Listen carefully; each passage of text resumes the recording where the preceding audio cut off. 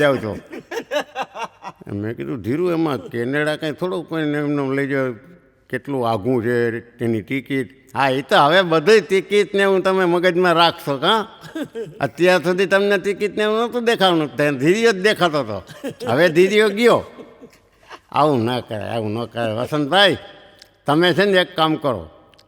પણ મેં કીધું ધીરુમાંથી કોઈક બોલાવે ને આપણને તો જ જવાય. એમને ન જવાય કે વિઝાને બધું લે. આપણે એ બધું તમે ના કરી શકો શું? તો તમે ખાલી એક નિલેશભાઈને ફોન કરી દો કે ભાઈ તો મને બોલાવો તો ભેગો એક ધીરુ છે મારો મિત્ર, એને રાખી દો તો ના ન પડે કાંઈ. અને હું આનંદ કરાવું છું એને કાંઈ. હું કાંઈ નિલેશભાઈને નડીશ નહીં ક્યાંય.